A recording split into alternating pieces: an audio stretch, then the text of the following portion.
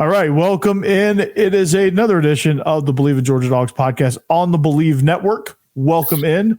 Joining me is my man Israel Troop. Israel, the change in weather is kicking your butt. Yeah, man. How you doing?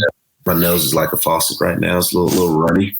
You know, the second half, we have a bunch of different seasons here. I think this is like spring, fall type weather. It feels nice in the morning, so a lot of us are going through it right now. Yeah, we're dealing with 52 in the morning, 82 at practice. So yeah, sounds about right. I'm wearing a pullover and finally I'm wearing pants to work, which I know that sounds bad, but I was wearing golf shorts to work every day except for this week. That you're wearing pants to work every day. Yeah, I'm bragging about the fact that I'm wearing the to work every day. So, but yeah, I'm finally wearing long pants, I should say, to work instead of shorts. So that the weather's changing here as well. It is ragweed season here in the state of Tennessee. So What does that mean for me? Well, I'm glad I'm getting allergy shots. That's what that means for me. It's rough out here in these streets. Hey, but I'm glad you're here. We're all glad you're here. We're presented by Betonline.ag, your number one source for all your sports betting needs. You have live action, parlays, futures, things like that. All of our lines tonight, the games that we're going to run through, are going to be presented by Betonline.ag. So we got a lot of good ones to pick. So we'll get to that here in a little bit. But also they have live casino games. If you're a blackjack player, slots player, Caribbean stud poker. I think they have Baccarat. I think they have what's that game? Roulette. Baccarat.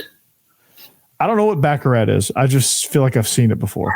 I feel like it's a casino game. It fit. I don't know. It's a game. I know it's a game.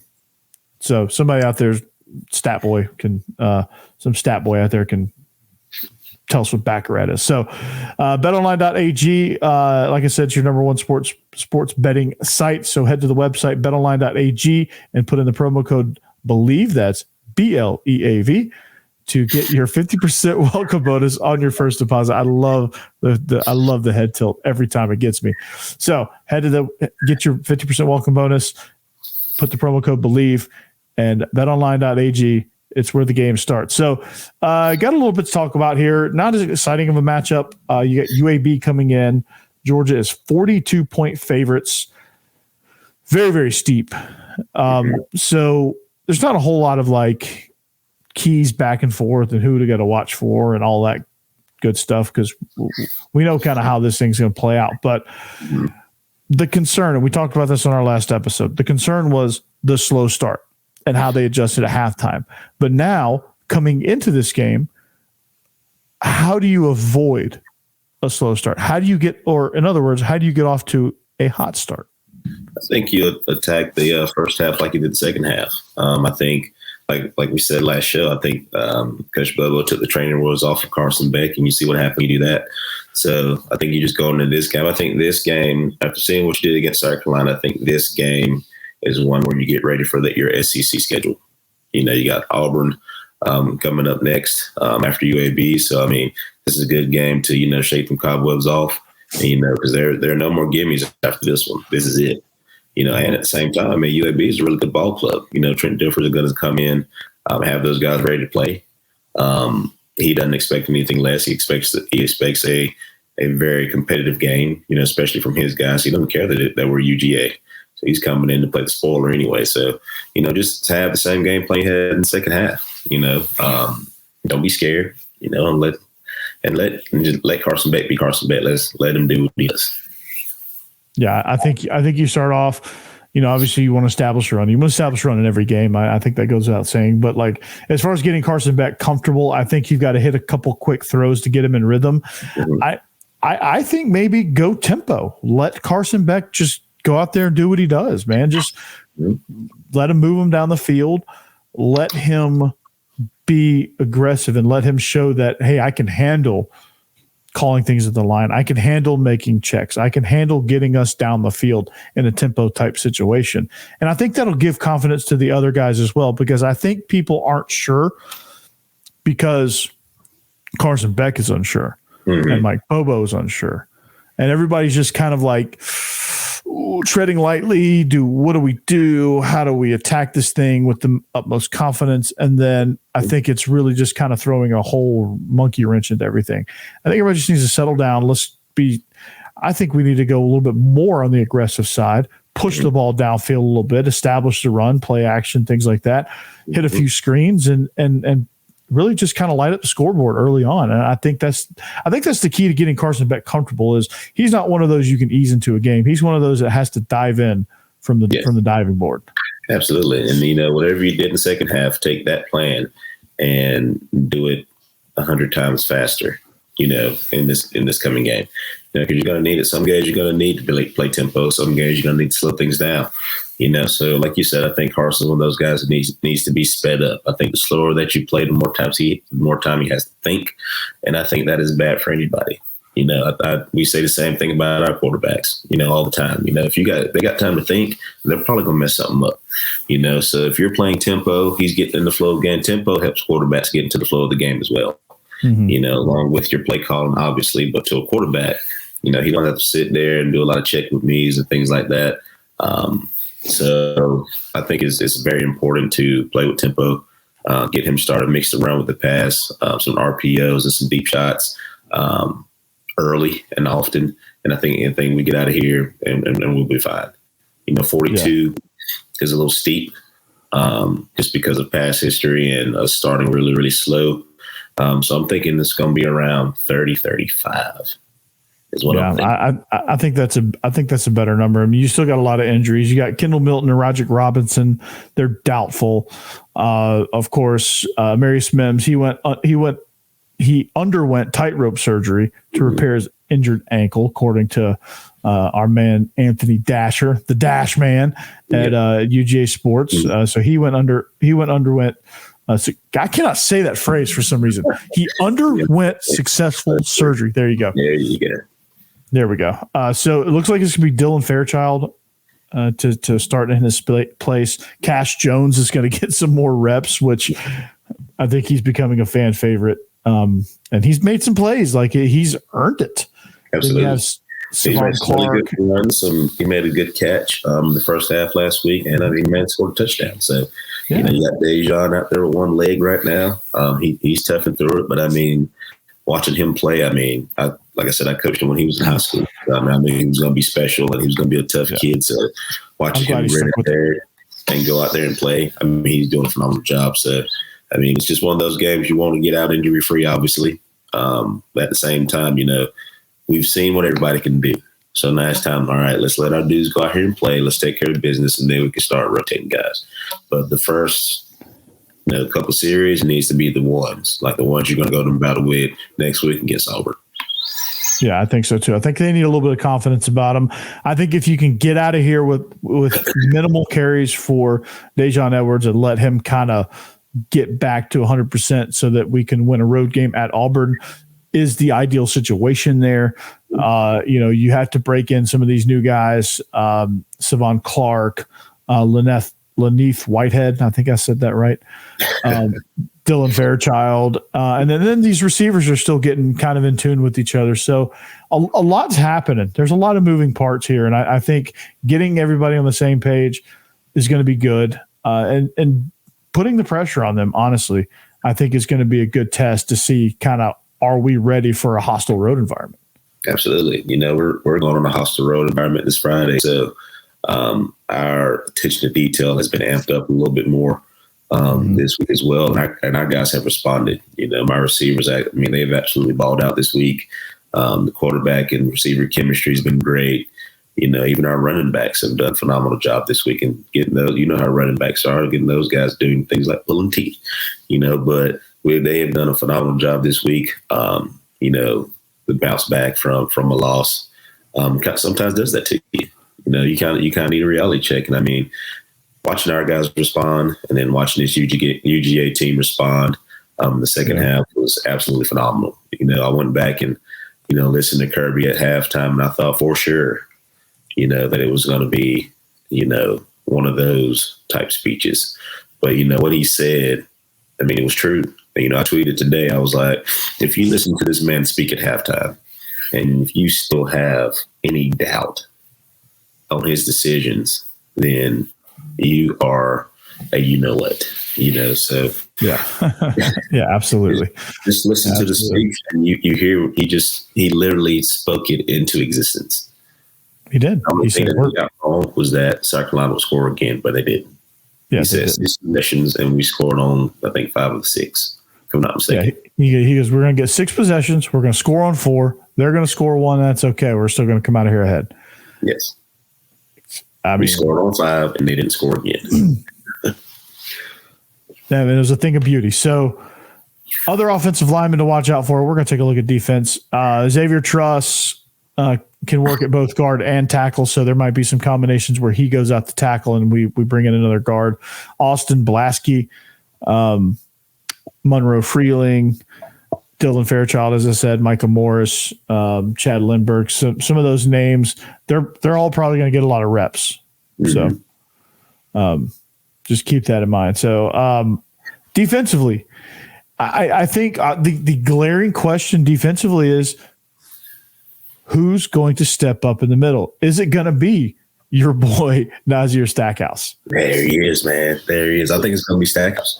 One thing I want to see us do, we're really good at playing man. That's one thing. We're good at playing man and bringing pressure. I want to see us get really good at playing zone. I want to see us communicate better on the back end. I mean, our guys are getting there, but I want to see us make tackles when we have a chance. And those 2 things. I want to see us get parity quarterback, actually make the tackle, keep contained, and I want to see us communicate on the back end and zone. Those are 2 things I want to see. Other than that, you guys just keep playing ball. Yeah, Bullard's doubtful again, so that's going to be a tough go. Which I was expecting him next week. Then we need him next week. Let's just pump our brakes him down. Yeah, I think we can. I think we can survive without him this week. Just have him ready for the conference run, because the schedule was easy, and now the conference is down a little bit, so it just got a little bit easier. Like Tennessee is not quite as scary anymore. Auburn's definitely not scary. Florida got a little bit scary, but they were pretty bad to start the season, so they're still just moderately scary. There's not one person on our schedule right now that I worry about. We're really going to see what Ole Miss is, hitting on after this week when they play Alabama. And that's really it. Watching Auburn, especially when they played Cal. Just watching those guys, they don't know what to do at quarterback. So they don't scare me at all. Now, don't get me wrong, you can get beat by any of these teams on any given day. But from just a outside guy looking in, none of the teams that we play this year scare me. The SEC for the first time, I feel like, is down a little bit. Yeah, it looks, but like all of the and you say that, but there's not another team in college football that you're looking at going, that's the team. Yeah. Yeah. I guess the closest thing to seeing a team and going, that's the team, is Florida State. Mm-hmm. Like, you look at Florida State and you're like, that's a damn good football team. You look at Georgia and you're like, they could be a really good football team, but they're just not quite there yet because they've got a lot of factors and a lot of issues and a lot of communication things and getting on the same page stuff. You see USC, they're Charmin Ultrasoft on defense. Mm-hmm. Ohio State, I don't think is very good. Yeah. Michigan, Michigan hasn't overly impressed, but they're solid. Mm-hmm. Iowa's played a lot better. Did you see the clip I sent you on that one? I did. Get a step ladder and crawl out of my I love that. There's no dominant teams though. So this run to the playoff, the last of the 14 playoff, is going to be very, very fun because you've got I think this week, I think it's the Red River Shootout this week, isn't it? Or is that next week? I think it's next week. But I think that game is going to show us a lot about Oklahoma. They've been putting up numbers, but they've been also playing my little son's 3-year-old flag football team. So this is going to be very interesting to see in that game how they respond. I think Texas looks pretty good. They struggled in the first half. I think they were still riding high from beating Alabama too. So it's going to be interesting to see how they bounce back. I mean, Florida State right now by far looks like the best team to me. Of all the teams that, we've watched and things like that, I think Florida State is the only team right now you're like, you know what, those guys are going to be pretty good. And it's going to be interesting to see what they do this week with Clemson. I think they owe Clemson one. So it's going to be going to give it to them. To see how that game ends, because I think they're going to give it to them. Plenty. Clemson is struggling against really good football teams. Struggling. So I think you said this earlier. I don't think Georgia covers the spread. I think you said they don't cover the spread. I think 42 is a bit steep. So I'm going to 30, 35, between that range. It's going to be in the low to mid 30s, I think, is going to be the differential. I just don't think Georgia's going to score a ton. I don't think they're going to be interested in scoring a ton. I don't think Kirby's going to be one to run it up on Dilfer. I think he's just going to want to try to get out of here healthy and move on, get ready for Auburn. This is probably the best team that we're going to face, that's going to get us ready for SEC, I feel like. Because UAB is a really good football team. They're a really good football team. Like I said, they could have just as easily come into San Francisco and beat us. They could. I mean, we still got to play. We still got to go out and win the game. But I just don't think it's going to be a wipe the floor 59-3 like state-made game like it probably could and should be, or like it would have been probably last year. But that's it is what it is, and it's not a big deal. As long as we're healthy and we're moving into Auburn in the right direction, I don't think it's a big deal at all. And you're going to hear some noise. You see that? What is it? The TikTok all the time? Hey man, win's a win. No matter how you get it, as long as I got more points than the other team, it really don't matter. We'll fix the other stuff later. It don't matter. So, well, let's get in some picks, shall we? You want to do some picks? All right. Well, we get. Let's go. We got some picks presented by Betonline.ag. Israel's going to build his 14-team parlay and pay off his house if he hits it. One can only hope. We'll see. All right. Well, what we ought to do is put all of all of your picks into a parlay for like $5 just to see if it hits. That's exactly what I'm going to do. That's what I've been doing. I thought you just been playing like chunks of them, but no, you've been playing your whole pick list. Okay, I'll play like a whole 12-team deal. Okay, just see what happens. Well, let's do it. All right. So the first game is pretty intriguing. We're going to go into the Big Ten here. Wisconsin really off to a big time struggle, but I mean, they're going from like 32 personnel to air raid. So like there's a bit of an adjustment period here. Yeah. So they're playing Purdue. What the hell are we doing? Kick slide. What vertical set? What are you talking about? Zone. What is this? Like, why are we throwing the ball so much? What is a lateral step? The hell is this? Well, you want me to lose 15 pounds? Yeah. Yeah, that's Wisconsin. Well, they're on the road at Purdue. Purdue is, I'm going to be nice about it. They stink. They're struggling right now. They stink. All right. They got shellacked by Fresno State. And Wisconsin is 5.5 point favorites there. What do you think? I think I'm going to take Wisconsin on this one. All right. There you go. Wisconsin. Yeah, I'm gonna take the Badgers too. I think for as much as they're struggling, I think it's I think they'll get it. That's a Friday night game, by the way. That game will be happening while you're out there on the field. Mm-hmm. Friday night football. All right. Florida State, Clemson. Florida State only 2.5 point favorites on the road at Clemson. I guess this says a lot about what they think about Clemson's home environment. I, for one, am taking the Noles -2.5. I think that's easy bet right there. I'm taking the Noles, and if you watched the Boston College game, I don't think Florida State would be scared because they had a lot of adversity in that Boston College game, and they managed to, ride the wave and survive. I don't think going into, I think in there's called Death Valley too. I don't think they're going to worry. No, they're not. And I think this is going to be like another LSU game where I think they're going to make Clemson quit. Yeah. Let's just call it what it is. For Dabo. No, not at all. Rutgers plus 24 on the road at Michigan. Rutgers is very much improved. Rutgers is a very, very improved football team. And I think they're going to give Michigan a run for their money. So I'm going to take Rutgers. If anything, they're just going to cover it. I think 24 is too much. I think Rutgers is much improved this year. I think they're doing some good things. Yes. Will they beat Michigan? Probably not. But they will probably cover this. Yes. All right. Vandy, who is absolutely pitiful. They're 13.5-point underdogs at home against Kentucky.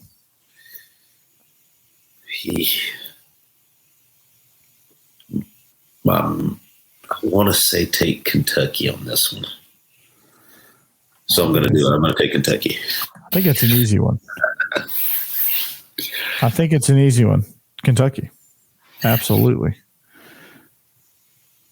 Did Kentucky get the OC back, or did I read that wrong? No, they got him back. Liam Cohen. Yeah, did he get sick or something, or like passed out or something like that? Or did I read that wrong? Or that was somebody else? Say that again. Did he get like passed out or something in practice, or like he was sick or something? That might have been something else. You might be right. I don't know. I can't remember. I know he got fired as the Rams OC. He got fired? Yeah. He's not an NFL OC apparently. I thought what's his name plays anyway. Well, he still got fired. He was the OC. Somebody. We got it. Got you. Somebody had to go down for their struggles.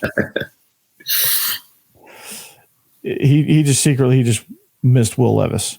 Got you. But they got Devin Leary, which is way better. So Auburn at Texas A&M. Auburn is 8-point underdogs.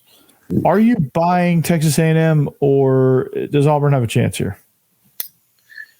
I think Auburn's offense is awful, but their defense is pretty good. Mm-hmm.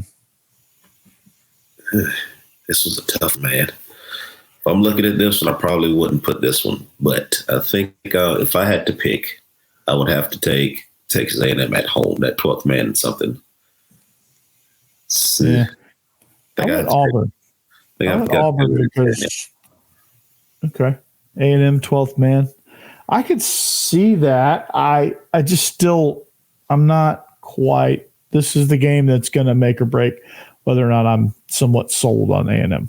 Yeah, but since I'm just thinking about Auburn's struggles on offense right now, and Texas A&M they can play defense. They were just on the field a lot against Miami. Yeah. 12th man, I think I have to go with Texas A&M. Okay. I'm going to take Auburn, so we're going to see where we differ there. I don't think I'm going to put any actual money on that one, but I'm going to take Auburn. Yeah, that's a hard one to pick if you put some money. I think they at worst case scenario, they cover. A touchdown win is a cover. Yeah, I can see it. Which I think these two teams are fairly similar. Yeah. Okay, Utah hosting UCLA. Utah is 4.5-point favorites. I think I like Utah. I'm with you there. They're just good. They were great with their backup. Like they have 3 good quarterbacks, I think. Yes, their backups were really, really good, and that tells me if anything happens, and they got another guy that's willing and able to go in. If they don't even use all 3. Yeah, I mean, and that tells me they had a plan. Yes, which is what you like. They had a plan for that. Other teams don't have a plan for, oh God, like Alabama doesn't have a plan. They have 3 totally different quarterbacks. Yes. With so much, it's ridiculous how the skill set of each one too. Like it's wild. And they don't know how to use any of them. No. Like dude is over his skis, I'm afraid. Yeah. Tommy could have stayed at Notre Dame. Yep. I don't think he realizes the pressures of being an Alabama coordinator. No, he doesn't realize it, and he's not doing well with it. I have a hard time believing that. Okay, Coach Prime, 21-point dogs in Eugene. If there's going to be a team that's going to try to make a statement against Colorado, I think it's going to be Oregon. Now, considering that I know what they're going to do in this game and they're going to fight to the end, I'm going to take Colorado to cover. Okay. I think 21 points is a big spread. I think Colorado's explosive enough to where I think they can cover that. Yeah. I'm gonna agree with you. I think it's going to be one of those where we're a little nervous for a while, and then I think Colorado goes on a run. But I do think Colorado can cover this. This game will be very, very hyped up. All right, Ole Miss, Alabama. Alabama 7-point favorites at home. It's hard to go against those guys at home. But I think Jackson Dart and the Ole Miss Rebels cover. I think they went outright. Could possibly. Which would still be a cover. Either way, I'm taking Ole Miss. Yeah.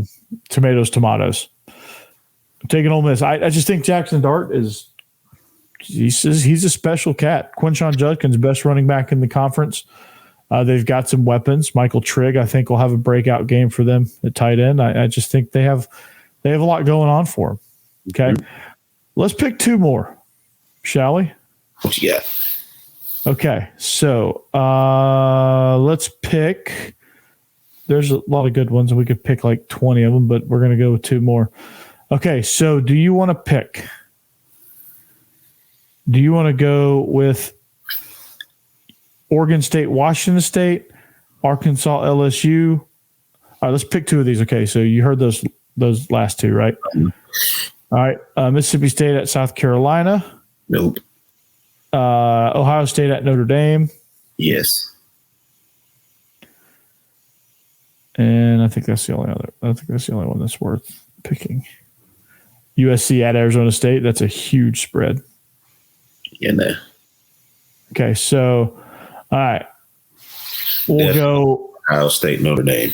Okay, well let's get into it then. Ohio State 3-point favorites on the road at Notre Dame. Can Sam Hartman pull it off?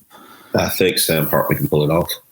I think Freeman wins against his old school.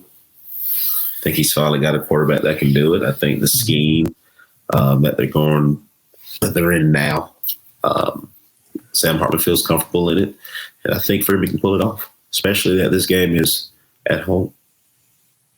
I really want to disagree with you, but I can't and I won't, because I'm a big Sam Hartman believer. Yes. So I'm going there. All right, for our last game, what do you want to go with? You want to go? I like DJ Uyunglele. Okay, let's go with that one.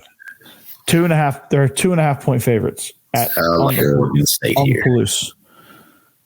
Yeah, I'm taking the Beavs. That man is balling right now. Yeah, I think so too. And I think Jonathan Smith and just the whole university has done a tremendous job being patient with this program. Mm-hmm. I think because they were in really rough shape. Yes. When Jonathan Smith took over, like rough shape. I think Rutgers has done the same with Greg Schiano, which has been awesome. I think Virginia did that to a certain degree with Bronco Mendenhall before he retired. I think it paid off for Duke. They let Cutcliffe really just instill a good culture there and made the transition from Cutcliffe to Mike Elko really, really easy and seamless. Mm-hmm. So, like, patience is starting to win out, and I love it. Yes, and it also helps when you're getting better and better each year, like you're showing growth. I think that's the biggest thing that people don't understand. People just look at wins and losses. Mm-hmm. But if you look at the all-around body of work of, all right, are these guys getting better and better each year that this head coach is there? I think now you're starting to see the fruits of that labor. So, absolutely. And then they get a couple big-time transfers, and now they're in business. Absolutely. When you win football games, everybody's happy. And guess what? People actually want to come play for you. If you continue to lose football games, people ain't going to come there, i.e. Clemson University. And it's not just losing. It's just like the manner in which they lose. Yes. Like if you get your eyes beat out, it ain't good for morale. Like in no universe in any parallel universe over the last 15 years, should Duke ever do what they did to Clemson. Yes. And I love Mike Elko, and I think he's done a great job. I love Riley Leonard as a quarterback. But like those two programs, that dynamic shouldn't exist on a football field. No, it just shouldn't. But you see a whole lot of want in that Duke team. Yeah. A whole lot of want to Clemson. No, it's almost like they're just kind of fading. So there you go. Well, that's our picks, man. That's going to wrap us up for the picks. So I think this is a very interesting 1, 2, 3, 4, 5, 6, 7, 8, 9, 10 game parlay. Put $10 on it, you'll win 100,000. Hey man, I'm good with that. Hey, I might actually try to play that 10 game parlay. See what happens. That's like if I won the lottery. You know, they have these big $1 million deals. You know, that winning all that sounds great, but you know, I win the little, you know, $5,000 ones, $10,000 ones. You know, I'm good with those. Yeah. Now I'm going to place a couple of like $2, $3 bets that I know will hit, so that I can recoup my money, my $5 for when I hit my parlay here. Yeah, probably going to do something. What if I get 9 of the 10 games? And it's Auburn that holds me back. I'm going to be so pissed. I'm going to be like, I told you. I know. You better send me that text. You better send me that text. They're like, hey, my parlay just hit. How about yours? I'm like, nah. I might actually go with your parlay. I think I might. It's a game time decision, but as of right now, I'm picking Auburn. But it's a game time decision. Oh yeah, you got. That's one of those you got to sleep on, man. You got to sleep on it. Definitely sleep on it for a couple hours. If somebody's got the flu or something, you know, didn't make the trip. Yeah, somebody was smoking cigarettes in the team hotel and got suspended for a quarter and a half. Pulled the fire alarm or some Petrino and Petrino went on a joyride again. Who knows? Something could happen. Just never know.